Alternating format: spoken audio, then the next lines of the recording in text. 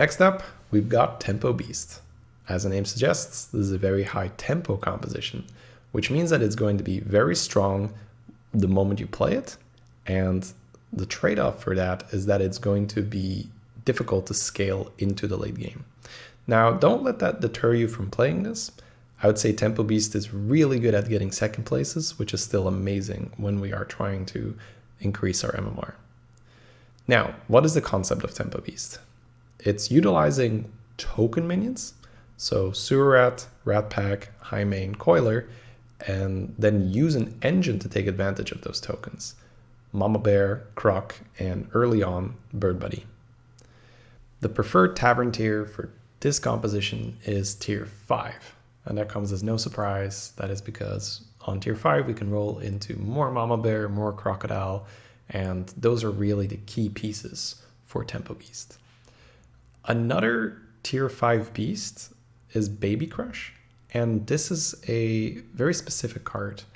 This card is very strong early on, almost too strong. You're almost guaranteed to win your round if you have a very early Baby Crush, but the card falls off quite fast. So usually I will not add Baby Crush to my late game composition.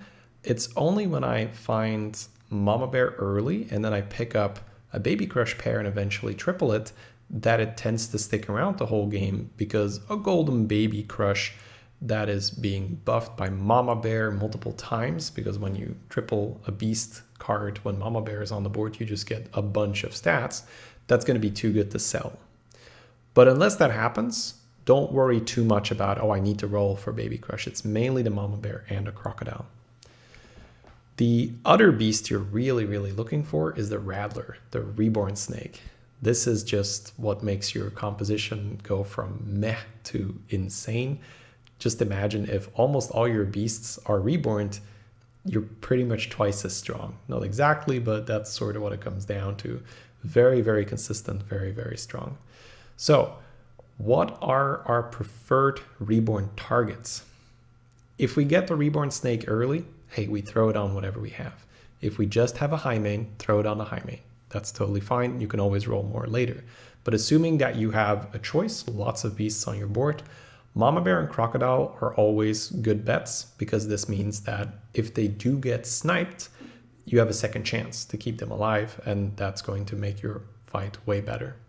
When it comes to the token beasts, I really like reborning a Sewer Rat. And that is because it increases the amount of taunts you get early on in the game. If you have a regular Sewer Rat all the way in the front and then a reborn Sewer Rat, that's so many taunts at the start of the fight where they have very limited chance to snipe your backline. So if you are done reborning your backline, think about perhaps throwing a reborn on a Sewer Rat. But obviously throwing it on a Coiler is still very good. As I mentioned, the Reborn High Main can also be very strong. Just make sure that the Reborn High Main or Reborn Coiler are further towards the back so that you actually have a chance to get that Reborn value. Now, something that is going to be very appealing whenever you're playing Tempo Beast is the transition into the Parrot comp, using the Macaw plus Goldrim plus Baron. This is another established beast comp, but it's pretty different from what we're doing here. I would say that most of the time when you are playing Tempo Beast, it is better to just hard commit. And this is because you've already invested quite some resources into making a good Tempo Beast board. You usually have a Crocodile and it has Reborn on it. Maybe it's already golden. You have Rat Pack on the board. You have a Coiler or High Main. All these cards really don't belong in the Parrot plus Goldrim comp. So even though you might triple into a Goldrim at some point, it's completely fine to just play it as is.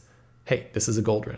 You need a slot on, you need an extra slot on the board. Hey, let me just put this Goldrim down, maybe reborn it later, and that's just fine. It just costs you too much gold to do a complete pivot away from the Tempo Beast and into the Parrot comp. So almost always it's a bait. Same thing with frogs. I know that a lot of you really like playing frogs, but if we're being serious and we're talking about just gaining MMR, you will most likely lose more MMR on average when you are trying to switch from Tempo Beast into Frogs, then you will gain. And that doesn't mean that it can never work, but this video is all about consistency. What can we do to consistently gain MMR? So there's nothing wrong with just doubling down and hard committing into Tempo Beast. The last point for playing Tempo Beast is Hydra.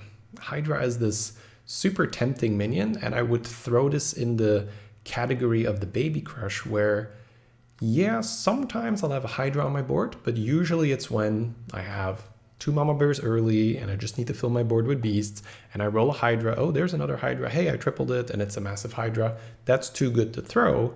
But most of the time, I'm not going to go out of my way to try and make that happen. I like having a board of tokens way more because it just interacts so favorably with Croc and Mama Bear during the combat. Hydra doesn't gain any additional bonuses really during the fight. Cleave is useful, so versus some opponents, Cleave will be better. But against a lot of opponents, it's just going to attack a Mantid Queen and die, or it's going to go into a minion that has a module in the corner. A lot of people played around Cleave by default, and especially if you're showing 5 or 6 beasts, people are going to respect Cleave on average. So I like just focusing more on tokens. So unless the game was particularly good and you were offered Hydra really early on with 2 Mama Bears and you're just buffing them up, don't stress too much about it. You don't really need Cleave. We're really all about the tokens. So what does your final board look like? As I mentioned a bit earlier, I really like having that double Sewer Rat at the start to really increase the consistency of the fight. While Sewer Rat only spawns 1 minion and say Rat Pack 5 or 4 or 3, you need something in the front. So a Rat Pack in the front doesn't really do anything. It spawns 1 rat. So it's much, much better to play a Sewer Rat and get taunt and really protect versus our opponent's Cleave, or just in general protecting that Mama Bear, protecting that Crocodile, keeping them on the board as long as possible. Because if we have a lot of taunts at the start of the fight and our backline is reborn, the fight is going to be very consistent. So if possible, 2 Sewer Rats in the front, then 2 Death Rattle Beasts. That can be High Mane, that can be Rat Pack, that can be Coiler, and then 3 engines in the backline. So we talked about that. That's pretty much just your Mama Bear and your Crocodile. So it's going to be a mix of 2 Mamas, 1 Croc, 2 Crocs, 1 Mama. And of course, if you can golden them, that makes it so much better. Especially if you can golden both of them, you now have a board slot for a 5th Death Rattle minion. So an additional High Mane, additional Rat or Coiler, whatever you have available, maybe even a Goldrin all the way in the front, whatever you can play. So then we have the preferred quest. Smoking Gun is absolutely amazing, and I don't need to explain why. We have a ton of tokens, and that's just very, very strong. The second one here is Stolen Gold. As I mentioned before, Stolen Gold is just very, very strong on average, and just making a golden Mama Bear, making a golden Crocodile is very, very good. So even with Stolen Gold, you can do a little bit of a Goldrin transition, but you don't even need the parrots with that. You can just roll 1 Baron after you tripled into 1 Goldrin, put the Goldrin first, put the Baron in the back, and voila, that is insanely strong for only getting 2 cards of that combo. Then the preferred minion types, that's pretty similar as Mexodia. We want Murlocs to be in because our composition is very good at countering the poison scammers. Okay, guys, and now for the final composition, we have Quilboar-mech. This is really the king, in my opinion, and it's been one of my favorites ever since the Quilboar patch. It's been so good.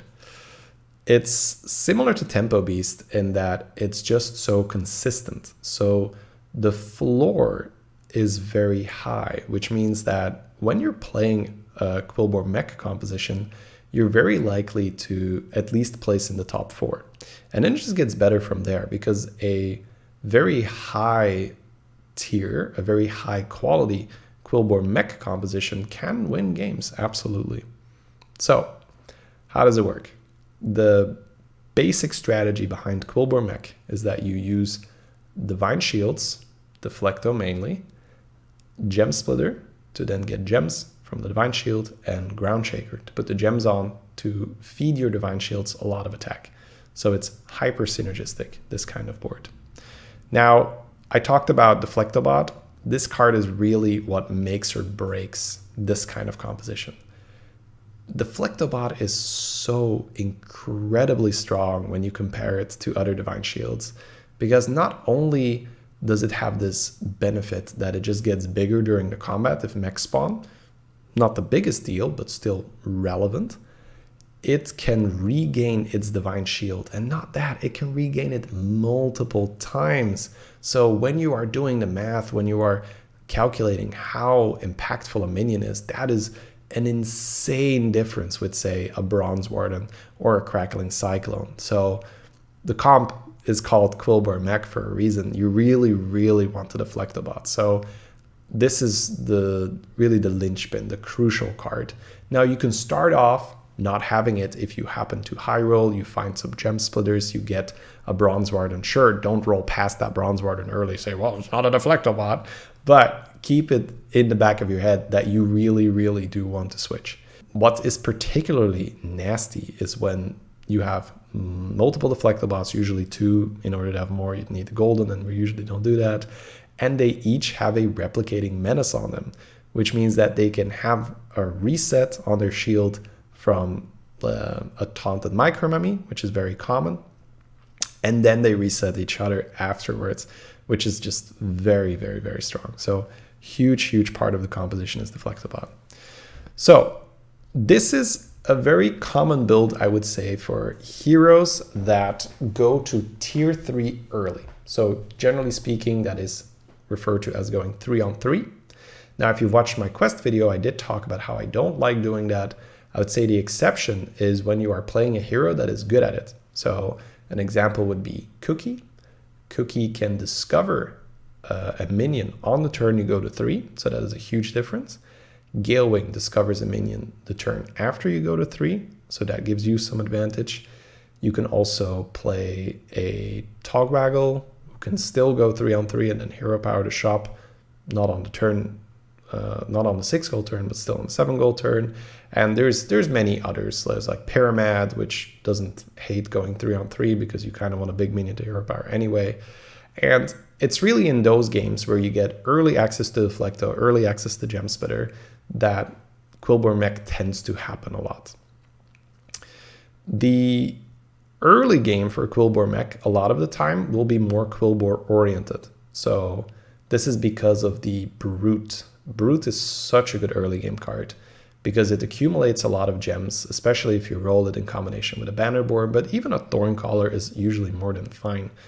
And then you can transfer those gems to the Deflectobot in the mid game with the gem transfer, and that will just make your board so incredibly good, so fast. So really good when you have this early Quilboar action to keep in mind, I can probably transition this into a Quilboar-mech build instead of pure Quilboar.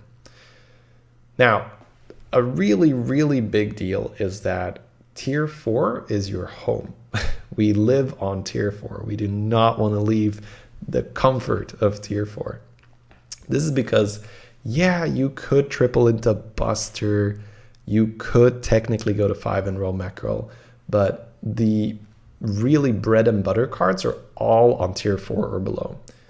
You want Deflectobot, you want Module, you want Menace, you want Ground Shaker, you want Gem Splitter, you want to make sure that you roll multiple of those, you want a golden, the Ground Shaker Gem Splitter, you want to roll a second Deflectobot, you want to put Menace on pretty much anything that can carry a Menace, and that is just not very likely to happen if you, 1, spend gold to go to tier 5, and 2, you introduce a whole bunch of 5-drops that you don't want. This is something that a lot of people forget when they talk about the shops and the odds. You do not gain an extra shop slot for going to 5. So when you go to 5 and you don't want a lot of the 5-drops, your shop just gets worse. There's just a bunch of cards you don't want that you can now roll.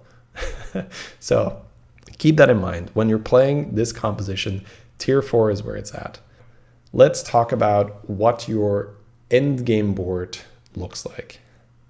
Preferably, we're going to have 2 Deflectobots, a taunted reset. Whenever I say taunted in this context, it's going to mean with a module.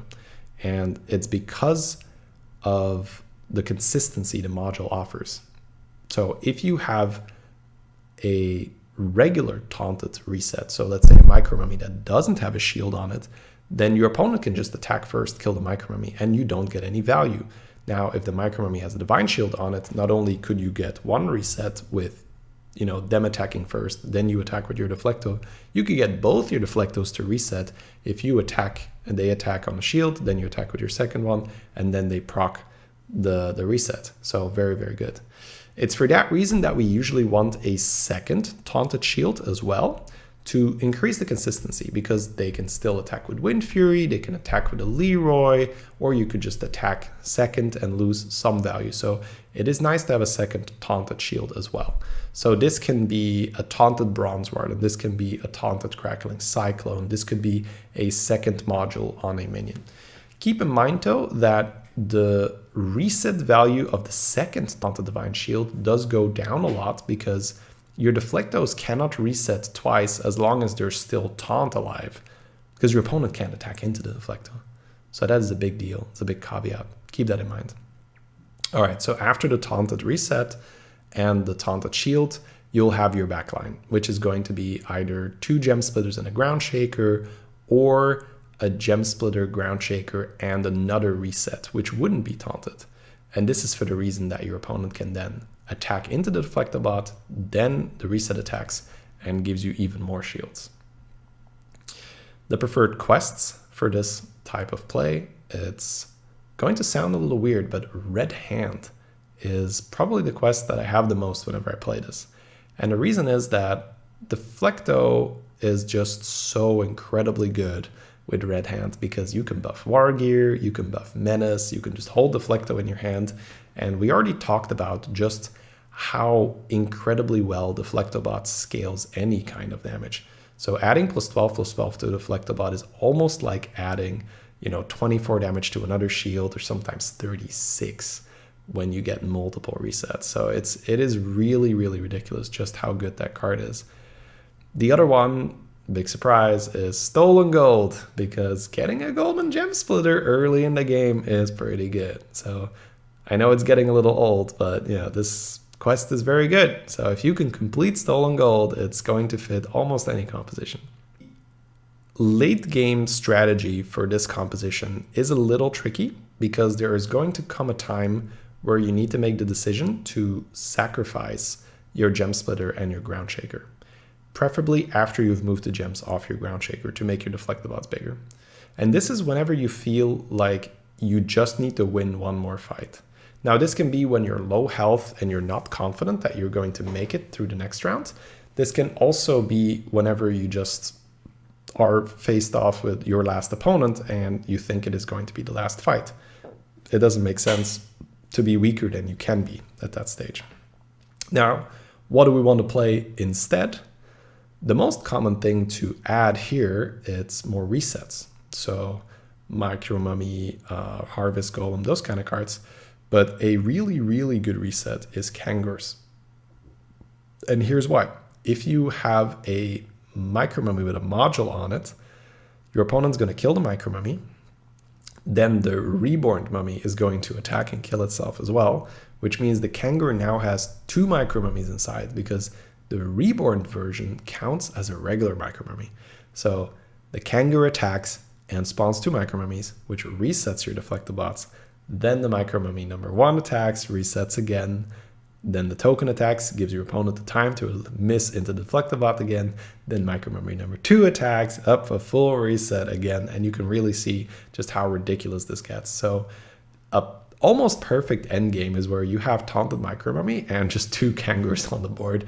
And that is so frustrating for the opponent that it can just keep hitting into the Deflectobot and nothing happens. And you just take massive damage from these very big Divine Shields. Now you can also add Leroy. This is the usual stuff. You can add a queen if you happen to triple into it, but most of the time it's going to be resets. That's going to be the easiest thing for you to get. Now you hear me talk about Kangaroo. This is when we are in the very late game stages, when going to tier 5 is going to cost you 1, 2, maybe 3 gold max. Then it's fine. So usually when you have your build ready to go, it's fine to go to 5 and see, okay, can I just bank a Leroy? Can I bank a Kangaroo? Can I maybe add a Mackerel to my board? But when we're talking early for the majority of the game, tier 4 is the place to be. The preferred types, it's Beast out, Murloc in. So this is going to be a bit of a repeat from earlier. Murloc in because we like punishing people playing Poison Scam. Divine Shields are extremely good against that. And Beasts out because we do not want to play against any Tempo Beast players. Rat Pack and Mama Bear is very, very good at punishing Divine Shields, because with Ground Shaker we have a ton of attack on our units, but not a lot of health. So that does not go very well, that fight. That's all I've got for today. If you guys enjoyed the video, please do like, subscribe, leave a comment with whatever you liked or disliked about the video, and I'll do my best to improve for next time. Have a great rest of your day.